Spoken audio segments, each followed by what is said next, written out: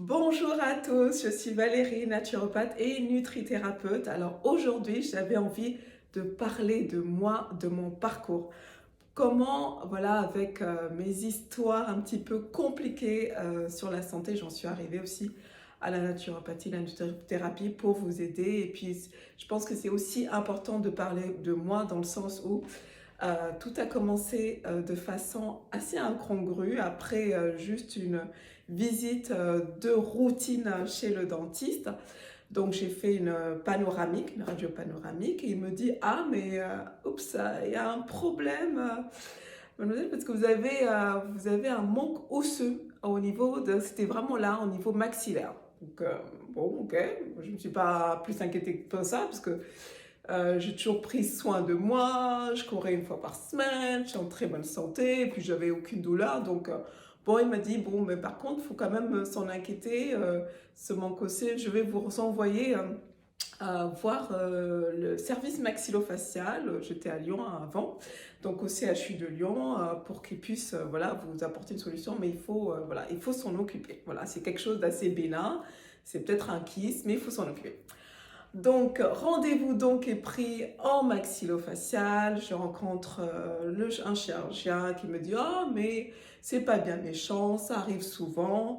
C'est tout simplement un kyste au niveau maxillaire et c'est des opérations assez bénignes qu'on fait régulièrement. On enlève le kyste et puis après, au niveau osseux, parce que j'ai pas d'os à ce niveau-là, voilà, il y a une régénération osseuse qui se fait une fois qu'on a enlevé le kyste. Donc, pas de quoi s'inquiéter. Bon, je me dis, moi qui n'ai jamais de chirurgie, oulala, j'étais pas, voilà, voilà, on n'est jamais bien rassuré de faire une première chirurgie, mais en même temps, le chirurgien est compétent, il a un discours qui est rassurant, il sait de quoi il parle, voilà, il a fait ses radios et tout, et il sait, enfin, je veux dire, il n'y avait pas de il n'y avait pas d'inquiétude dans le sens où, bon, il savait où il allait quelque part et que voilà. Donc je me suis dit, bon, ok, bon bah, ça va être ma première chirurgie, il faut y passer. Ok, très bien. Donc je fais la chirurgie, je me réveille, il me dit que ça s'est plutôt bien passé, que le kyste, parce qu'en fait il y a deux types de kyste, ça peut être un kyste malin ou un kyste bénin, en fait que lui, vu l'aspect post-chirurgie, il peut déjà me dire que ça a été un kyste bénin. Bon, j'ai beaucoup saigné, du coup il m'a mis un train, je ne sais plus, je ne me rappelle plus comment ça s'appelle, mais voilà, il m'a mis quelque chose pour que je ne chaîne pas autant. Et j'ai passé, je pense, vraiment très peu de jours à l'hôpital. Je pense que j'ai passé 2 jours. Euh, et puis on m'a renvoyé chez moi avec des antibiotiques, voilà, classiques, parce que je venais quand même de faire une chirurgie.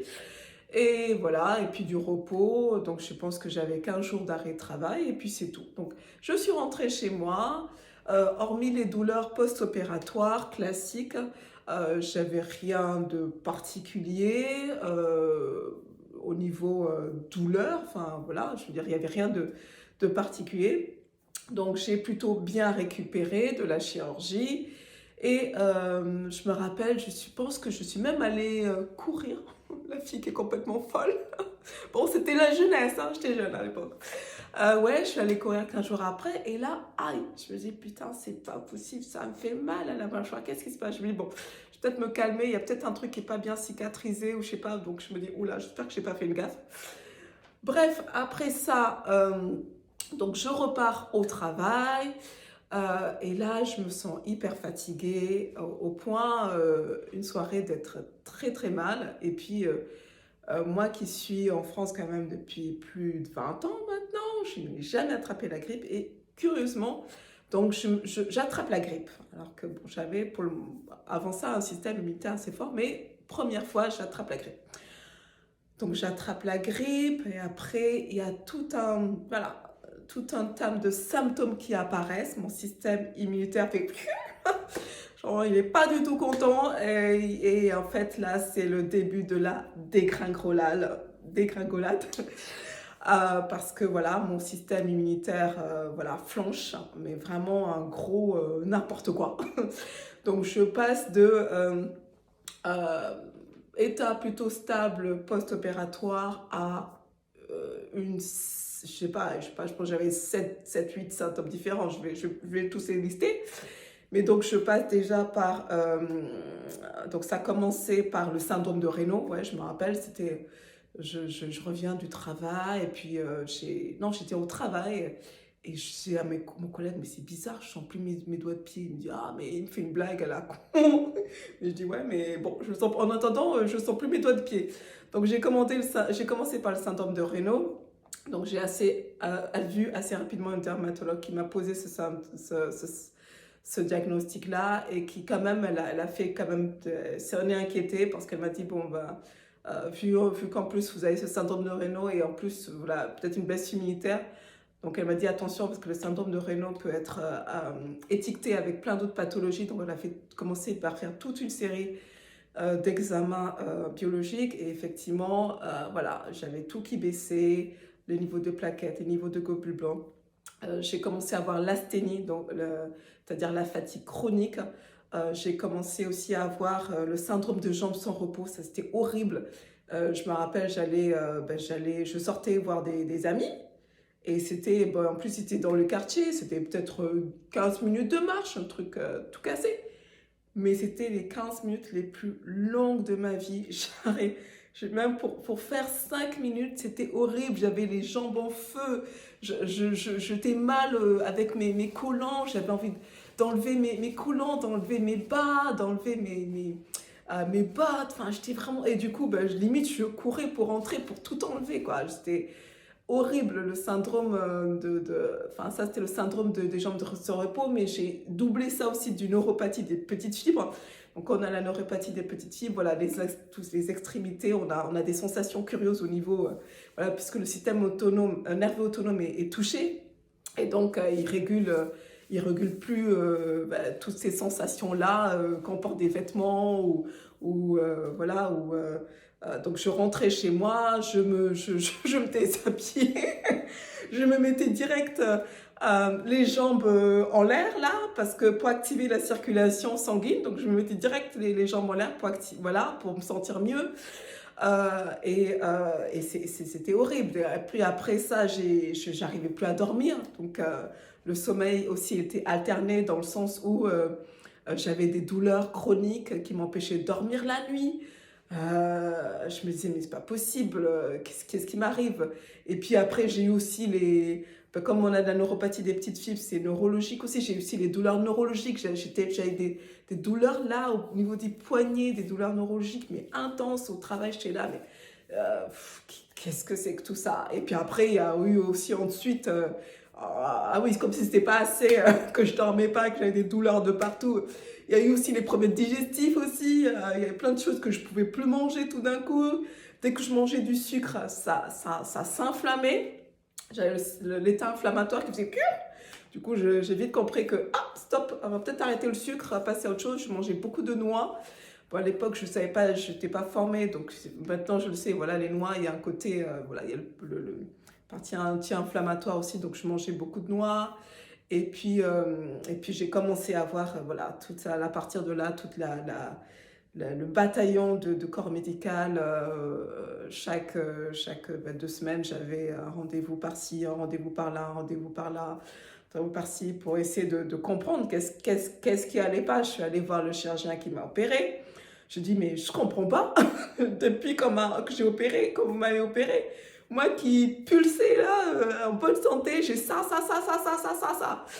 Je dis, mais il me regarde, me dit, mais non, mais madame, je peux rien faire pour vous. Hein, je veux dire, vous n'avez pas fait d'infection, l'infection, ça se serait vu, vous aurez gonflé, ma mâchoire aurait été rouge, ma langue, enfin bon, j'aurais gonflé, mais là, clairement, vous n'avez pas fait d'infection.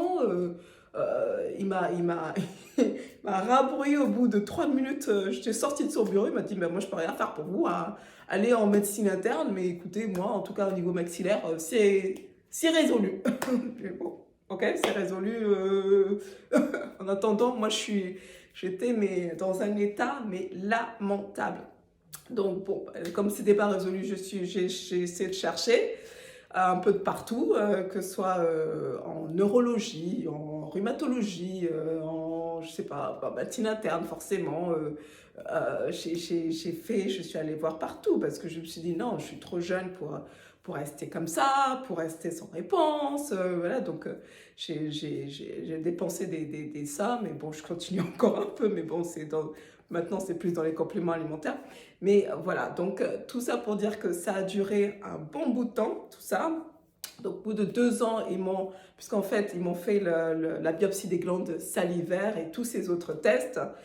Donc, ils m'ont dit, bon, ben, en fait, ce que vous avez, c'est le syndrome de Gauchereau-Schrodden. Et donc, c'est pour ça que il y a une inflammation. Bon, c'est vrai que je savais qu'il y avait je sentais quand même qu'il y avait une inflammation au niveau des glandes salivaires parce que dès que je mangeais certaines choses inflammatoires, notamment le sucre, tout de suite, j'activais l'inflammation. Donc, bon, ça m'a pas surprise. Après, c'est vrai, ce que je n'ai jamais vraiment trop eu, c'est le syndrome de bouche sèche, hein, du syndrome de Gauchereau, ça je ne l'ai pas. Et je n'ai pas non plus j'ai les yeux secs, mais pas, je pense, aussi secs que d'autres personnes. Mais après, le syndrome de Gauchereau, c'est vraiment, selon les personnes, les symptômes sont plus ou moins graduels. Moi, en tout cas, au niveau de la biopsie des glandes salivaires, je suis au stade maximal, au stade de grade 4. Donc voilà. Donc l'atteinte, elle est clairement au niveau voilà, de la muqueuse buccale. Donc, ok, donc on m'a posé ce diagnostic-là, et donc moi, ben, voilà, ok, je me suis dit, ok, après 2 ans, j'ai un diagnostic, j'ai quelque chose sur quoi je peux me fonder. J'ai commencé l'approche naturopathique, donc je me suis dit, bon, ben, je ne vais pas attendre, puisque de toute façon, ok, maintenant qu'ils m'ont posé le diagnostic, qu'est-ce qu'ils me proposent? Ils me proposent le Plaquenil. Sauf que quand j'étais à l'hôpital, je discutais avec d'autres personnes qui avaient le Gauchereau et qui prenaient du Plaquenil. C'était pas glorieux, hein. C'était oui, bon, ça fait 10 ans que je suis du Plaquenil et on augmente les doses, oui, mais j'ai toujours autant de douleur, oui, mais j'ai ci, oui, mais j'ai ça. Je suis pas sûre de pouvoir faire ce Plaquenil là, je le sens pas. Donc c'est la suite de ça que je me suis formée en naturopathie. Voilà, j'avais commencé déjà à prendre conscience que voilà, je n'allais plus dans les magasins bio, je faisais attention à manger plus de légumes, à éviter la viande, voilà, qui est inflammatoire, à vraiment prendre soin de vraiment là, déjà jouer un peu sur le côté nutrithérapie, donc l'alimentation anti-inflammatoire. Donc j'ai eu aussi des très très bons résultats par l'approche du régime signalé, donc sans gluten, sans lactose. Donc voilà, j'avais déjà bien amélioré en tout cas toute la sphère digestive par le régime anti-inflammatoire du docteur signalé. Et puis après, voilà, après la formation, donc j'ai commencé à apprendre un peu plus de compléments alimentaires. Si vous n'avez pas vu ma vidéo sur le syndrome de Gauchereau, pardon, allez-y, je vous parle de tout le protocole, en tout cas qui prend du temps. Franchement, ça prend du temps, mais en tout cas, ça améliore les symptômes du Gauchereau en approche holistique. Et donc après, donc, chaque année, je voyais que, bon, voilà, il y avait un petit symptôme qui régressait. Donc, le premier symptôme qui a régressé avec l'approche holistique que j'ai mis en place, ça a été les problèmes digestifs, puisque j'ai très vite mis en place, comme je disais, l'alimentation anti-inflammatoire, donc avec les oméga 3, le saumon, les sardines, tout ça et tout. Donc ça, j'ai réussi à vaincre tous les problèmes digestifs que j'avais. Après, la deuxième bonne nouvelle, ça a été au niveau de l'asthénie. Donc l'asthénie dans le sens où bon, j'ai toujours un petit peu de fatigue, mais j'en ai beaucoup moins qu'à l'époque. Et puis après, ça a été la neuropathie des petites suites, ça a vraiment été plus long, hein. Je pense qu'après le problème digestif que j'avais réglé, ça a été les douleurs neurologiques. Parce qu'en fait, il faut savoir que les nerfs repoussent à hauteur de 1 mm par jour. Donc c'est un processus qui est très très lent. Mais en fait, il faut vraiment bien nourrir le nerf, donc faire attention à ton alimentation. Donc je pense que j'ai réussi à résoudre le problème neurologique, c'est-à-dire que mes douleurs là au niveau du poignet qui étaient en continu, voilà, par justement aussi la nutrithérapie, donc ça c'était de deux. J'ai résolu le syndrome de Raynaud, mais beaucoup plus tard. Je pense que ça m'a pris facile, je dirais 3 ans. 3 ans, ouais, parce que le syndrome de Raynaud, bah, c'est vrai qu'à la base, génétiquement, je ne suis pas gâtée parce qu'on a un problème de circulation sanguine dans la famille, donc je pense que ça peut-être pour ça que ça a été mis plus de temps. Mais j'ai fait dernièrement une vidéo aussi sur le protocole pour aller mieux pour le syndrome de Raynaud. Et puis après, ça a été tout ce qui est neuropathie des petites fibres. Ça a été vraiment en dernier, dans le sens où ça, c'est pareil, voilà, comme je disais, tout ce qui est neurologique, ça prend plus de temps. Mais voilà, ça a été aussi avec la neuropathie des petites filles, c'est très très compliqué, dans le sens où on a mal. Il y a des fois où rien que parfois marcher pour traverser, pour aller prendre mon tram en face, où c'était horrible. J'avais des douleurs qui venaient instantanément, des espèces de fourmillements comme ça aux jambes. Et j'étais complètement bloquée. C'est vraiment dur, la neuropathie des petites filles. On a l'impression qu'on n'est plus maître de son corps, là, comme ça. Donc, mais je pense que ça a été dans le sens où je me rappelle, j'avais une copine qui était venue me voir. J'avais arrêté aussi à l'époque, enfin c'est pas que j'avais arrêté le sport, je continue de faire du sport mais vraiment de façon douce, c'est-à-dire je faisais 15 minutes de fitness 3 fois par semaine chez moi, voilà, avec des étirements, des machins et tout, mais je faisais plus de marche, je marchais pour aller au travail, etc., mais je faisais plus de marche intensive et tout comme je pouvais en faire avant. Et je me rappelle, j'avais une amie qui était venue, c'était au printemps, et je lui avais expliqué, voilà, avec mes soucis de santé, moi, je ne peux pas me permettre des longues marches, quoi. J'allais dire, c'est fini. Et puis elle m'a dit, mais non, mais non, mais non. Du coup, elle m'a boosté. On s'est fait une longue marche, je me rappelle, on était au parc de la Tête d'Or, hein, pour ceux qui connaissent, un magnifique parc. Et elle m'a fait marcher mais un max. J'avais les jambes en feu, en feu. Je me disais, mais je ne vais jamais tenir, je ne vais jamais tenir. Et je ne sais pas si c'est parce qu'elle était, elle était volontaire, elle en voulait. Et puis, bah, du coup, moi, j'étais obligée de la suivre, même si je souffrais un martyr de marcher autant. Et puis, bon, c'est vrai qu'il commençait à faire beau, et puis la bonne humeur et tout. Et j'ai réussi à marcher, mais je pense plus d'une heure, ce que j'avais pas fait, je pense, depuis 2 ans. Et je me suis dit, waouh, comme j'ai réussi à marcher plus. Ce qui semble complètement hallucinant, marcher, comme toi des jeunes, marcher plus d'une heure, c'est un truc de fou. Mais voilà, j'ai réussi à marcher plus d'une heure. Et je me suis dit, tiens, c'est curieux. Et en fait, c'est vrai que ça a été dur, j'ai souffert, mais j'ai réussi à le faire. Et donc, en fait, je pense que c'est vraiment aussi ça, que le message que j'ai envie de transmettre quand on a la neuropathie des petites fibres, parce que je l'ai vécu dans ma chair, on souffre et on n'a pas envie de marcher. Mais en fait, il faut vraiment, vraiment se faire violence justement pour marcher. C'est un peu comme, vous savez, le corps, il a besoin de partir, de vraiment qu'on puisse tester ses limites, hein, pour pouvoir avancer. C'est vraiment ça. Donc, on souffre, mais on y va. On souffre, mais on y va.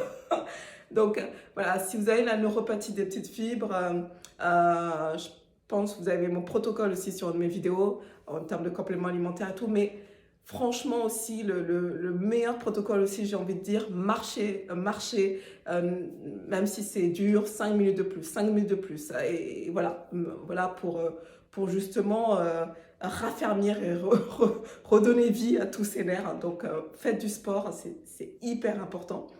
Donc voilà, ça a été la chose que j'ai réussi à guérir, mais vraiment en dernier lieu. Et puis après, j'ai eu une rechute de la neuropathie des petites fibres. Donc ça, c'était en février de cette année. Donc ça, je repars du coup sur la deuxième partie de mon récit sur mon parcours. Alors, donc j'en arrive on est bientôt 7 ans, où je commence à régresser de tout plein de symptômes, de me mettre en rémission de tout plein de symptômes avec l'approche holistique, les compléments alimentaires, l'alimentation, tout ça et tout. Et puis l'année passée, alors je revois un chirurgien maxillo pour faire le point quand même au niveau, voilà, de ma mâchoire, et puis il me dit oups, ça va pas du tout, parce que en fait la résorption qui devait se faire après la première chirurgie, c'est-à-dire le manque osseux qui devait se combler, et ben non, là ça ne se comble pas du tout. On est justement dans le scénario inverse, où en fait ça s'agrandit, le trou s'agrandit, le tout s'agrandit et donc je vois plusieurs chirurgiens qui me disent bon bah mauvaise nouvelle, si ça s'est pas résorbé, ça fait déjà 7 ans après la première chirurgie. Moi, madame, ce que je vous conseille, c'est quand même faire une greffe osseuse, parce qu'au moins pour préserver vos dents, parce que ben, voilà, vous vous doutez bien que s'il n'y a pas d'os pour soutenir mes belles dents, ma belle dentition, c'est compliqué pour faire les sourires, c'est compliqué. Voilà, et on a besoin de nos dents. Les dents, c'est un élément vital en termes de santé. Donc voilà, ils me disent, bon, ben écoutez, si ça ne s'est pas résorbé, soit vous prenez le risque de laisser courir les choses et ça peut se dégrader encore, ou soit ben, on vous fait une greffe osseuse pour préserver les dents. Donc, je ne suis pas du tout fan forcément de faire une deuxième chirurgie, sachant que la première, ça a été désastreux au niveau de la récupération. Enfin, ça m'a rendu malade. Je veux dire, après ça, j'ai eu un gouchereau, j'ai eu tout plein de symptômes. Mon système immunitaire est parti en vrille. Donc, forcément, je n'accueille pas la nouvelle voilà, de façon... voilà, forcément très, je sais pas, voilà, c'est un sacré coup de me dire je vais encore devoir repasser par une deuxième chirurgie. Mais je me dis, bon, voilà, j'ai pas envie de perdre mes dents non plus, je suis jeune, voilà, c'est un peu, voilà, donc je décide de leur faire confiance, enfin de faire confiance à mon chirurgien qui est sur Paris, qui me dit, bah, je pense qu'il faut le faire. Donc je dis, bon, ok, on y va. Donc, je fais cette chirurgie au niveau de, voilà, en fait, ils me mettent ce qu'on appelle, c'est de l'os allopathique ou un truc comme ça. Bon, je ne vais peut-être pas vous dire de bêtises, mais en fait, il y a deux types d'os qu'on peut mettre. Il y a de l'os qui vient de bovine, il me semble, et puis de l'autre os qui vient de, malheureusement, quelqu'un d'humain. Voilà, donc c'est ce type d'os, en fait, qui m'ont greffé. Et donc après ça, donc je revois le chirurgien, c'est très peu de temps après les chirurgies, qui me dit que pour lui ça s'est bien passé, qui me redonne encore des antibiotiques, le truc classique post-chirurgical, sauf que là je recommence à avoir les mêmes soucis, mais puissance 10 par rapport à la première chirurgie, c'est-à-dire que je sens que déjà j'ai beaucoup de douleurs chroniques. Je me réveille le matin avec le dos en campote. J'ai l'impression que comme si ma mâchoire appuyait sur mon dos et me faisait... Et donc du coup, même pour dormir, c'est compliqué. Je suis obligée de bien choisir mes positions pour pas avoir trop mal au dos pendant que je dors ou en me réveillant. Enfin, beaucoup de douleurs chroniques musculaires qui apparaissent rapidement, tout de suite après la chirurgie. J'en parle au médecin, sachant que je lui avais déjà dit que j'étais très anxieuse de faire cette chirurgie parce que c'est vrai qu'avant ça, pendant ces 7 ans, j'ai oublié de le mentionner, bon, j'avais quand même régulièrement des rendez-vous en maxillo et en fait, j'ai eu plusieurs avis divergents. Il y a beaucoup de gens qui ne comprenaient pas qu'est-ce que j'avais. Donc, j'ai été biopsiée plusieurs fois. Je pense que j'ai eu 3 biopsies différentes.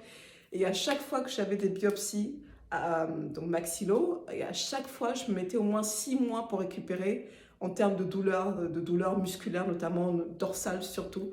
Mais j'avais tout le temps. Et donc, je l'avais expliqué au chirurgien. Je lui ai dit, moi, faut vraiment qu'on soit sûr parce que moi... à chaque fois qu'on me touche, que ce serait-ce que pour une biopsie, je mets 6 mois à récupérer au niveau de mon corps. Donc, c'est compliqué, quoi. Donc, il savait. Mais bon, voilà, on pensait qu'après la greffe, ce serait plus ou moins résolu parce que peut-être, voilà, j'ai une chirurgienne qui m'avait dit oui, mais vous n'allez pas résoudre le problème si vous ne faites pas de chirurgie parce que voilà, vos dents, elles ne sont pas tenues, c'est peut-être ça.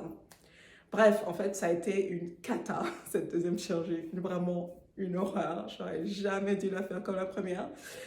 Parce que voilà, ça, non seulement, ça a réveillé les douleurs musculaires, notamment dorsales, et puis de 2, mon système immunitaire est encore parti en vrille, avec tout plein de... Voilà, un peu, les mêmes symptômes. Ça a été du rebis, du rebis, mais en multiplié par deux. C'est comme si mon corps me disait écrème, écrème, écrème. Attends, mais qu'est-ce que tu me fais encore écrème? Je suis repartie sur tout. Donc, je suis repartie sur de neuropathie des petites fibres. Là, c'est pour ça que j'avais profité pour faire une deuxième vidéo sur le protocole neuropathie des petites fibres. Je suis repartie sur les douleurs inflammatoires, sur la baisse du système immunitaire avec les baisses des plaquettes, baisse des globules blancs, enfin bon bref, le truc bien relou, surtout que ben, j'avais quand même bien capitalisé en 7 ans, que je commençais dans une espèce de ça va beaucoup mieux, avec toute l'approche que j'avais mis en 7 ans, où je commençais à revivre, voilà, à refaire des randonnées, à avoir un gain d'énergie. Et puis là, j'ai l'impression que, pfiou, alors, tous mes efforts et tous mes résultats, surtout mes résultats, parce que voilà, j'ai quand même obtenu beaucoup de résultats. C'est ce que j'ai toujours, l'approche holistique, ça marche, mais ça met du temps. Voilà, tous ces résultats, j'avais l'impression de les avoir foutus en l'air. Et, donc, ben, comme en plus, donc j'ai commencé à me supplémenter là, bon, c'est vrai qu'entre février et maintenant, j'ai quand même réussi à me débarrasser de la neuropathie des petites fibres. Mais j'ai encore de l'inflammation, je le sens au niveau maxillaire. J'ai réussi à réduire vraiment en un an beaucoup l'inflammation au niveau musculaire. Comment? C'est-à-dire que d'une, au travail, j'utilise un bureau assis debout. Alors pour ceux qui ne connaissent pas le bureau assis debout, c'est tout simplement un bureau, de temps en temps on pouvait être assis et de temps en temps on pouvait être debout. Donc ça me permet justement voilà, de mieux activer ma circulation sanguine et puis parce qu'on le sait, hein, quand on a des douleurs chroniques, le pire c'est d'être assis toute la journée, il ne faut surtout pas faire ça. Donc pour ceux qui en tout cas ont des douleurs chroniques et ont des douleurs dorsales chroniques, voilà, enfin moi je sais que j'ai une RQTH, demandez en tout cas, vous avez vos droits au niveau de votre employeur, de vous faire financer, c'est ce qui était le cas, de vous faire financer en tout cas votre bureau assis debout. Donc ça d'une. Donc ça m'a beaucoup aidé. Après, au top de la douleur musculaire, je sais que j'ai aussi utilisé le TENS, qui m'a beaucoup soulagée. Je pense que j'ai utilisé un mois et demi, ou un truc comme ça. Et ça, ouais, donc franchement, entre l'été où j'étais vraiment au bout de ma vie, au bout de ma vie, c'est vraiment ça. Et maintenant, voilà, en tout cas au niveau musculaire, bien que je suis encore hyper mince, j'ai l'impression que j'ai du mal à gagner du muscle, mais en tout cas, j'ai moins de douleurs musculaires. Mais la grosse nouvelle qui est tombée cet été, donc au bout de 7 ans quand même, c'est enfin le diagnostic. Parce qu'en fait, comme je vous l'ai expliqué, depuis 7 ans, on n'arrêtait pas de me biopsier. Alors désolée, je reprends parce qu'en fait ma caméra s'est coupée au beau milieu que je parlais, j'étais là. Bon bah du coup j'expliquais qu'en fait cet été en fait, parce que c'est vrai que moi en fait j'ai vraiment eu pas de bol parce que comme mon cas était rare, atypique et que en fait la dysplasie sémento-osseuse ne concerne que les populations africaines, en fait j'ai eu tout plein de biopsies, de chirurgies, etc. Parce qu'en fait personne ne comprenait vraiment ce que c'était. Et en fait, c'est seulement cet été, au mois de juillet exactement, où enfin un chirurgien m'a dit, mais en fait, madame, ce que vous avez, c'est dysplasie sémenteuse-osseuse fluoride.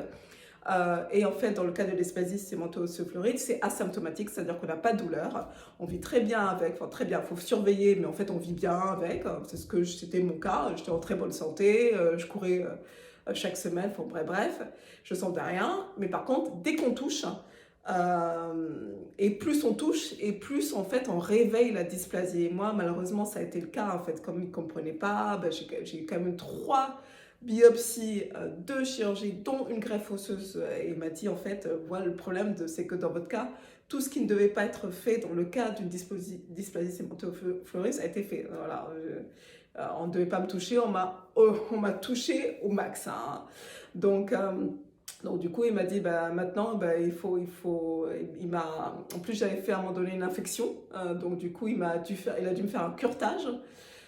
Ou après le curetage, j'en ai encore bavé, mais 2 mois, j'étais au bout de ma vie, entre guillemets, j'avais des douleurs horribles, donc j'ai utilisé, comme c'est là, je vous disais que j'ai utilisé le TANS, parce que j'avais beaucoup de douleurs musculaires, et puis j'ai utilisé, enfin je marchais plus, bon heureusement ça tombait l'été, donc j'essaie de marcher un peu plus, même si j'avais des douleurs. Voilà, mais bon, au moins le problème de l'infection a été géré, mais bon voilà, je me retrouve quand même avec une greffe qui n'aurait pas dû être faite, et du coup c'est vrai que voilà, je le sens qu'au niveau maxillaire, voilà, voilà, il va encore falloir que je reprenne toute une approche holistique qui mettra, voilà, je le sais, du temps, parce que voilà, c'est ce que je disais, les nerfs, ça, ils repoussent de 1 mm par jour, ça va prendre du temps.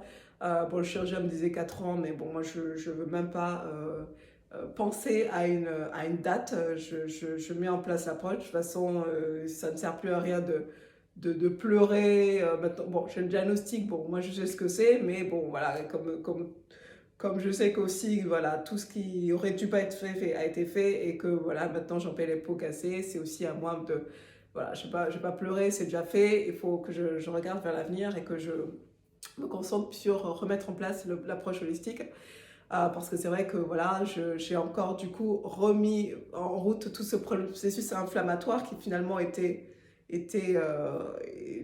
en voie d'être pratiquement, vraiment, je commençais vraiment à être stabilisée et être bien, et là, voilà, c'est un peu triste pour moi, parce que voilà, j'ai l'impression que tous mes efforts, tous mes résultats aussi que j'ai obtenus aux 7 ans, bah, balayés d'un coup de vent, et il faut reprendre tout à zéro.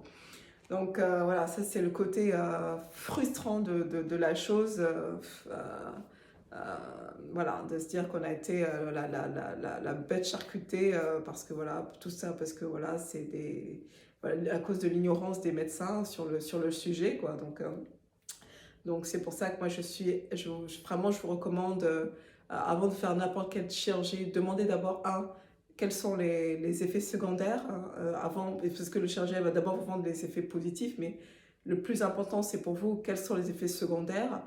Savoir aussi si vraiment calculer le risque, bénéfice-risque, est-ce que j'ai plus intérêt à le faire, voilà, parce que moi maintenant je suis vraiment en train de dire à mes amis, si c'est pas une histoire de vie et de mort, réfléchis bien vraiment calcule bien ton bénéfice-risque, hein, sinon tu ne te fais pas charcuter, quoi.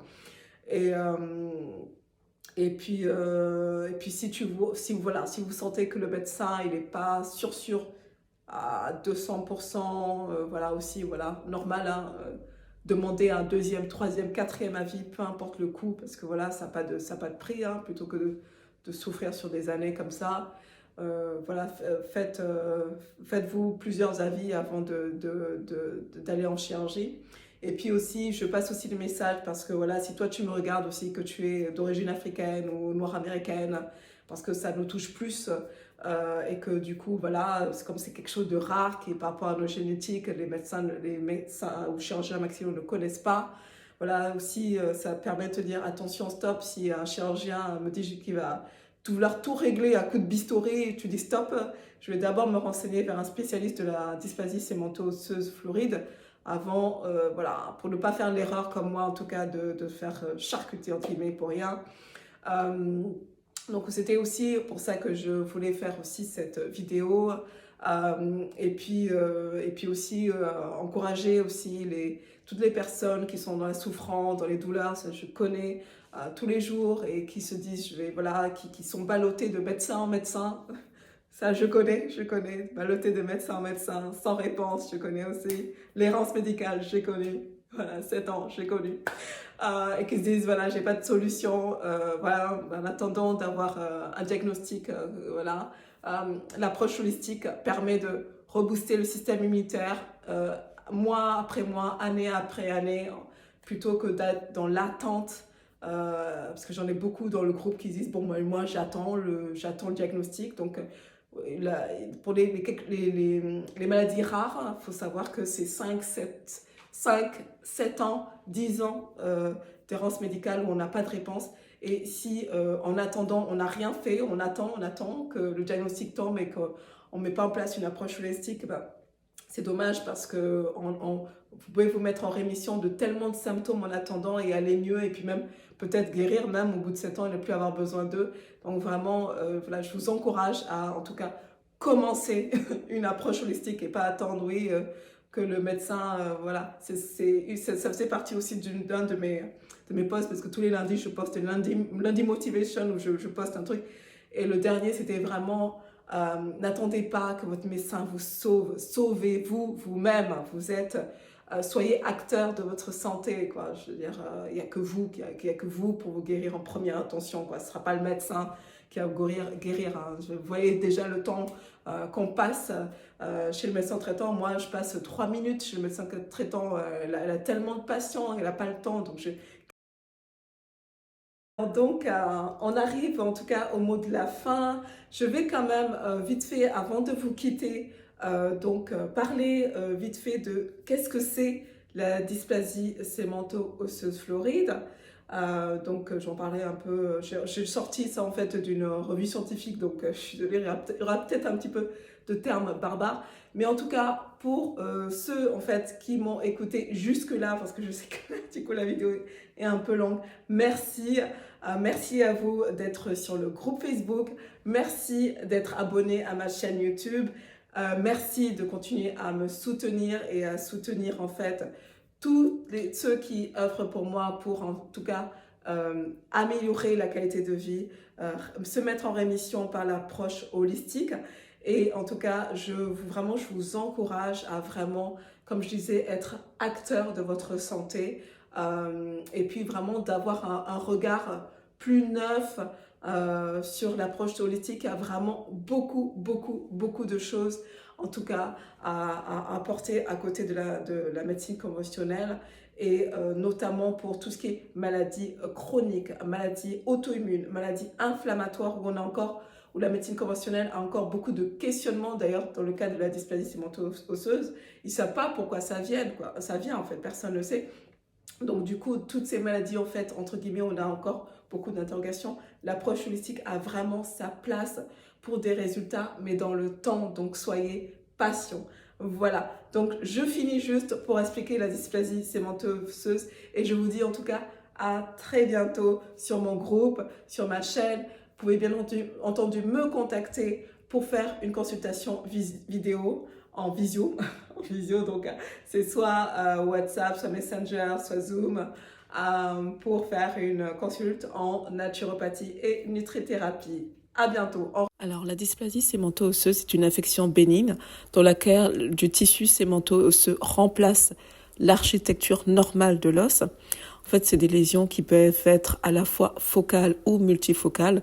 De ce fait, en fait, il y a 3 formes de dysplasie. Il y a premièrement la dysplasie sémento-osseuse périapicale, donc qui est la région antérieure de la mandibule. Deuxièmement, il y a la dysplasie sémento-osseuse focale, donc c'est une lésion unique dans une région autre que la région mandibulaire antérieure. Et puis moi, ce que j'ai, c'est la dysplasie sémento-osseuse floride, qui est multifocale. Donc ces 3 formes font partie avec la dysplasie fibreuse du groupe en fait de dysplasie fibrose osseuse. Donc pour le moment, en tout cas, on n'a pas identifié la cause de pourquoi on a une dysplasie. On sait que les facteurs, les facteurs déclenchants n'ont jamais été identifiés.